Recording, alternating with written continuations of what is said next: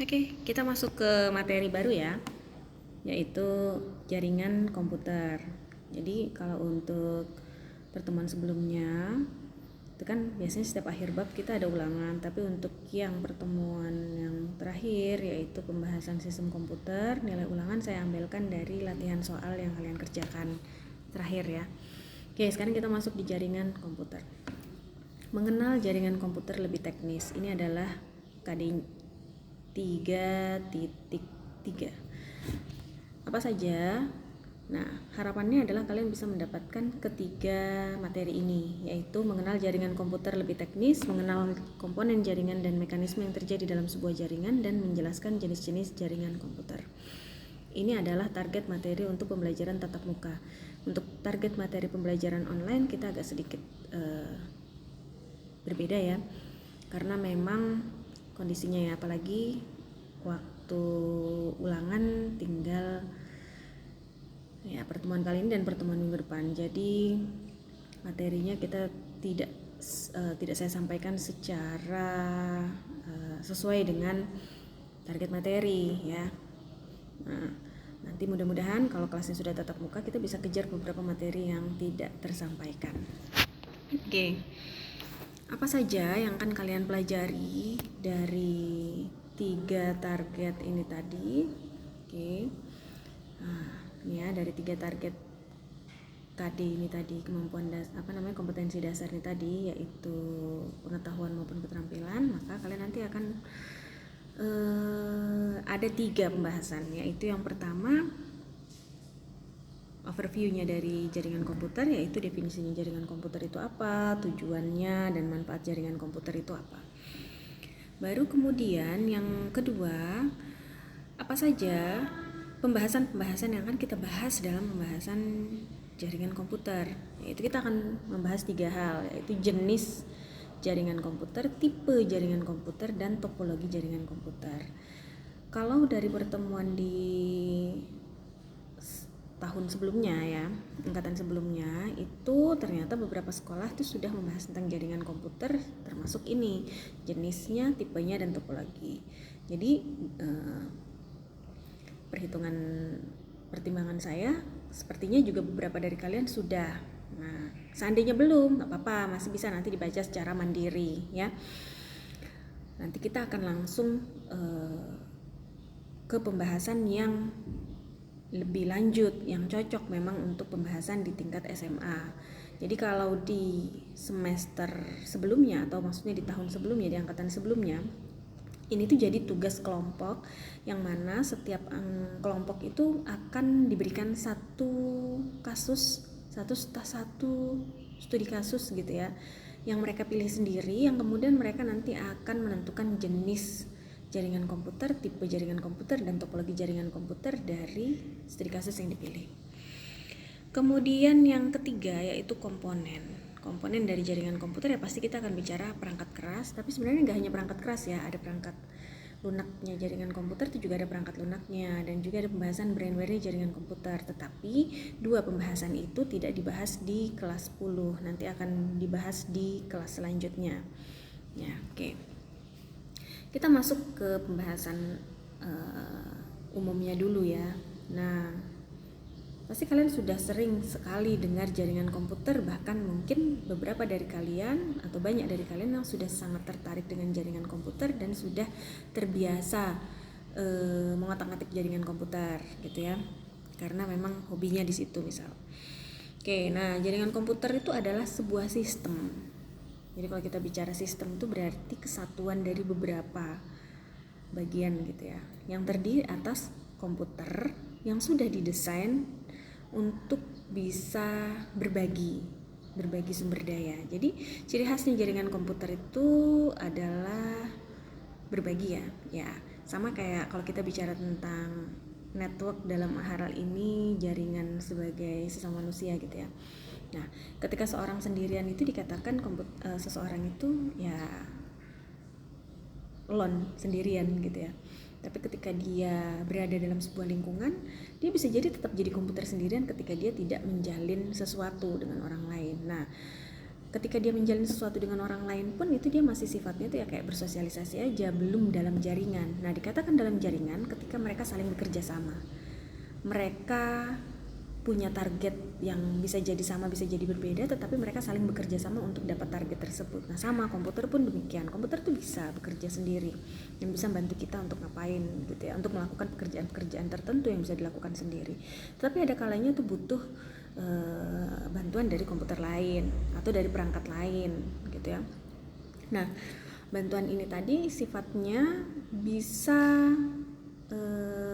tersistem ataupun tidak. Nah, yang dikatakan jaringan komputer ketika dia tuh tersistem ya, jadi memang udah diatur sedemikian rupa agar perangkat-perangkat ini tadi atau bukan hanya sekedar diatur tapi juga didesain agar dapat berbagi sumber daya, dapat berkomunikasi dan dapat mengakses informasi secara bersama-sama gitu ya. Jadi kalau kita bicara tentang jaringan komputer ya pasti kita akan bicara lebih dari satu komputer, tetapi komputer itu tidak hanya sekedar berada dalam satu ruangan yang sama, tetapi dia pun harus terkoneksi, kemudian saling berbagi, dapat berkomunikasi antara satu komputer dengan komputer yang lain, dan dapat mengakses sesuatu secara bersama-sama gitu ya. Itu tadi sharing. Tujuannya, apa sih sebenarnya tujuan dibangunnya jaringan komputer? Jadi tujuan dibangunnya jaringan komputer ini ya karena memang setiap orang yang memegang sebuah perangkat gitu kan ya, pasti dia punya sesuatu yang bisa bermanfaat untuk orang lain yang lain gitu kan, yang bisa saling berbagi. Nah, tapi kalau di sini ya ini saya kelompokkan ya secara umum ada dua lah tujuan dari jaringan komputer. Jadi yang pertama, jaringan komputer dibangun agar informasi atau data yang dibawa oleh pengirim itu seseorang atau sebuah komputer ya, yang dia itu punya sesuatu yang akan dibagikan. Nah, di sini disebut transmitter, dapat sampai kepada penerima atau receiver dengan tepat dan akurat. Nah, jadi dua orang yang saling berbagi ini atau dua komputer yang saling ingin berbagi ini tadi itu tanpa jaringan komputer dia tetap bisa mungkin berkomunikasi, tetapi bisa jadi tidak tepat dan tidak akurat. Nah, ketika dia berada dalam satu jaringan komputer dia akan sampai dengan tepat dan akurat, cepat juga ya. Oke. Kemudian tujuan diadakannya jaringan komputer karena memang jaringan komputer ini diperlukan untuk mengintegrasi data antar komputer klien sehingga diperoleh suatu data yang relevan. Jadi komputer-komputer yang tersebar di seluruh dunia ini itu berdiri sendiri. Nah, ketika dia terhubung dalam sebuah jaringan komputer, dia bisa saling berintegrasi gitu kan. Jadi sebenarnya kita pun bisa saling memanfaatkan jaringan komputer dalam kondisi seperti ini ketika kita harus berada di rumahnya masing-masing gitu kan ya. Makanya nggak heran semua bisa dilakukan. Kita bisa WFH, kita bisa bukan hanya WFH aja ya, bukan hanya kerja aja, tapi juga ke sekolah pun bisa dari rumah ya kan. Bahkan kalian bisa main bareng sama teman dari rumah ya kan, mabar tuh, main game online. Oke, manfaatnya ada banyak sekali manfaat yang didapatkan dengan jaringan komputer seperti tadi sebenarnya sudah disebutkan, tetapi di sini saya tuliskan lagi ya, ada 6, ada banyak lagi yang lain, silahkan nanti kalian cari tahu lebih banyak lagi.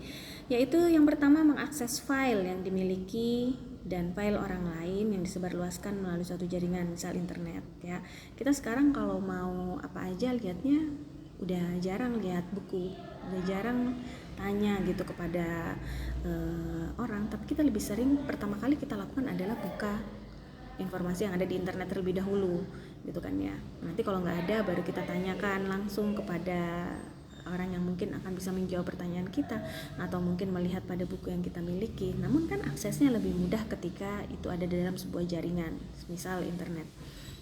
Kemudian manfaat lainnya adalah melakukan proses pengiriman data, berbagi data itu bisa cepat dan efisien gitu ya. Jadi kalau dulu misalnya ada surat dispen atau surat izin nggak masuk sekolah, itu kan kalian harus pergi ke sekolahan, paling nggak pakai jasa kurir atau lain sebagainya. Kalau sekarang nggak perlu, semuanya bisa dilakukan dengan sangat cepat dikarenakan perangkat kita terhubung dalam sebuah jaringan.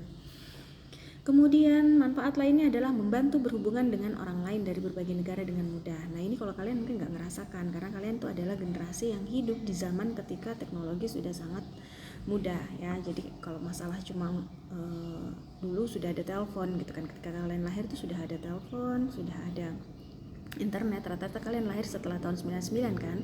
Nah tahun 2000 itu adalah masa dimana ketika internet itu sudah banyak yang menggunakan di Balikpapan. Jadi sepertinya kalian sudah hidup di zamannya internet.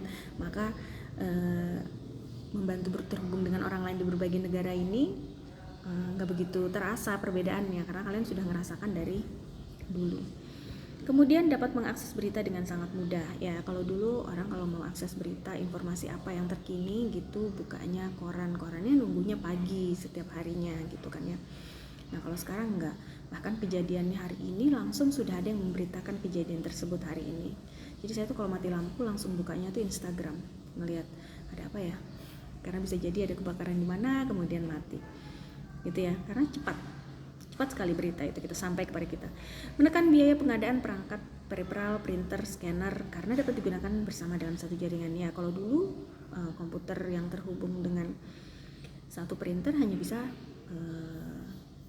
maksudnya printer tersebut hanya bisa digunakan oleh komputer tersebut gitu kan. Kalau setelah ada jaringan, printer tersebut bisa berbagi pakai dengan perangkat yang lain. Dan kalau sekarang kan sudah banyak ya printer itu dia memiliki fitur wireless ya, jadi kalian dari HP kalian bisa. Nah itu juga adalah bagian dari jaringan gitu kan ya, jaringan tanpa kabel. Sistem penyimpanan data terpusat pada komputer server sehingga informasi tetap up to date dan andal ya. Jadi kalau misalnya informasi itu tersimpan di komputer kalian, maka bisa jadi 1 bulan kemudian informasi yang ada di komputer kalian itu sudah ketinggalan zaman. Beda dengan ketika dia itu ada di dalam satu komputer server. Jadi siapapun yang melakukan perubahan data itu sudah langsung cepat ketika kita akses. Atau kalian pernah nggak ngakses sebuah website atau Wikipedia aja lah ya. Wikipedia itu kan yang paling sering kalian akses, kemudian juga informasinya berubah setiap saat. Nah, di situ coba kalian simpan informasi yang dulu kalian pakai untuk ngerjakan tugas waktu SMP. Kalian buka lagi deh linknya, alamat yang sama gitu kan ya, dari pencarian kalian di Wikipedia. Bisa jadi sudah berubah karena sudah ada kontributor lain yang melakukan perubahan data. Nah, itu hanya terjadi ketika komputer tersebut berada dalam sebuah jaringan. Oke. Nah, apa saja sih pembahasan yang akan kita bahas? Nah, ini yang saya maksud dengan bahwasannya ini sudah pernah dibahas gitu ya sebagian besar oleh kalian, dan seandainya tidak saya bahas secara detail pun ini akan jadi target tugas kalian selanjutnya, yang harapannya kalian tidak hanya sekedar tahu secara definisi saja, tetapi kalian tahu kapan ini digunakan dan untuk keperluan yang bagaimana. Oke, jadi kita akan mengenal beberapa pembahasan di dalam jaringan komputer, dan ini sebenarnya berulang. Ini banyak sekali informasinya ada di internet, kalian bisa baca gitu kan ya, ada di buku komputer manapun juga kalian baca pasti akan memuat 3 pembahasan ini. Yang pertama jenis jaringan komputer. Jadi kalau kita bisa bicara tentang jenis dari jaringan komputer, maka kita bicara pengkategorian jaringan komputer berdasarkan ruang lingkup atau skala wilayah. Jadi biasa dikenalnya sih dengan area, jaringan area. Jadi kalau kita bicara jenis jaringan komputer, kita bicara area jaringan komputer. Pembagiannya ada 4, ada local area network. Mungkin kalian pernah bacanya 3, local area network, metropolitan area network, dan wide area network. Yang internet ada yang menyertakan, ada yang tidak. Jadi sebenarnya wide area network ini punya satu jenis jaringan yang kenapa kok dia sampai disendirikan, itu dikarenakan memang konsepnya beda gitu ya. Nah, wide area net dan internet ini adalah salah satu dari wide area network sebenarnya, hanya saja karena dia punya satu konsep yang berbeda, yaitu sangat terbuka ya, publik gitulah istilahnya ya, sehingga dia dibedakan dari pembahasan yang ketiga. Saya lebih memilih untuk yang ada 4 ya. Nah, apa itu local area network? Ya kalau kita lihat dari katanya, lokal berarti areanya area-area lokal. Kalau metropolitan berarti areanya skala kota gitu ya. Kalau wide areanya yang besar gitu. Kalau internet kita sudah tahu internet itu seluruh dunia. Nah, seperti apa lebih jelasnya nanti masuk di tugas kita ya. Yang kedua, Ada lagi selain membahas tentang jenis, kita bicara tentang tipe jaringan komputer. Nah, kalau kita bicara tentang tipe jaringan komputer, ini ada dua, yaitu jaringan client server, jaringan peer-to-peer. Ini pembagiannya berdasarkan apa? Lebih ke berdasarkan pengguna ya, atau pola akses sebuah perangkat atau sumber daya, baik sumber daya perangkat maupun informasi ataupun data. Nah, jaringan client server ini yang paling sering kita dengar. Namun, jaringan peer-to-peer pun juga masih digunakan. Contohnya yang sempat ramai itu adalah Bitcoin ya. Itu pakai jaringan peer-to-peer. Nah, kalau yang jaringan client server ini yang paling banyak digunakan. Seperti misalnya di sekolah, di supermarket, di perusahaan dan lain sebagainya. Oke, nanti juga akan lebih jelas ketika kalian masuk ke pembahasan tugas ya.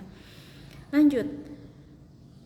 Kalau kita bahas tentang jaringan komputer juga pasti kita akan bahas tentang topologi jaringan komputer, walaupun sebenarnya semakin kesini topologi jaringan komputer ini relatif maksudnya sebagian besar itu kebutuhannya tuh sudah pada satu jenis topologi, tetapi nggak apa-apa untuk kalian ketahui, karena bisa jadi juga suatu saat kalian berada dalam kondisi di mana kalian perlu untuk memikirkan topologi jaringan komputer apa yang cocok untuk kebutuhan saya. Nah, ini perlu juga dibahas.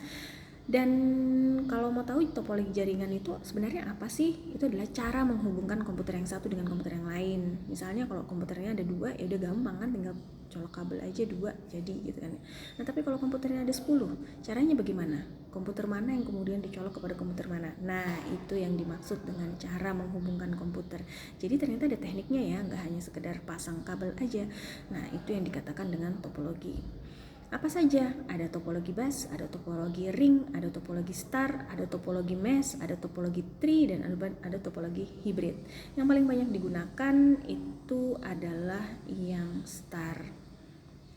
Ya, bus juga banyak. Nah, nanti kalian akan masuk ke dalam tugas kelompok untuk lebih memahami 3 pembahasan itu tadi. Kalau yang pertama terkait overview, pengertian dan lain sebagainya, saya rasa nanti kalian akan semakin paham dengan kalian mempelajari studi kasus ini juga. Dan terkait jenis, tipe, dan topologi tadi saya belum jelaskan secara rinci ya, saya hanya jelaskan secara garis besar saja. Dan harapan saya memang kalian akan membaca dari berbagai macam referensi untuk lebih paham maksudnya, karena nanti kalian bisa lihat juga video, kalian bisa lihat juga gambar ketika kalian langsung mencari referensi tersebut sendiri. Oke, jadi tugas kelompok kali ini adalah mengidentifikasikan jaringan komputer dari contoh kasus yang dipilih. Waktunya adalah 1 pekan ya. Jadi nanti minggu depan di waktu yang sama kayak gini kalian masih bisa pakai untuk diskusi ya. Kemudian batas akhir pengumpulannya adalah di hari ulangannya informatika ya. Jadi nanti minggu depan saya akan share latihan-latihan soal yang bisa kalian pelajari. Kemudian kalian isi absen aja di pekan depan, baru kemudian nanti kalian pakai untuk menyelesaikan tugas kelompok ini. Oke, kasus yang dipilih dari 1, 2, 3, 4, 5 ini ya, dari 5 ini ya. Apa? Kalian boleh pilih jaringan komputer dari Bank Nasional. Bank Nasional ada banyak ya, ada BNI, ada BRI, ada apa lagi? Bank Mandiri, apalagi banyak lah ya, BRI dan lain sebagainya. Kalian boleh pilih secara umum atau pilih salah satu. Misalnya kalian bisa dapatkan informasi terkait tipe, jenis, dan topologi dari jaringan komputer tersebut. Tapi kalau enggak ya secara umum aja, kira-kira kalau seandainya bank itu biasanya ada tuh pembahasannya di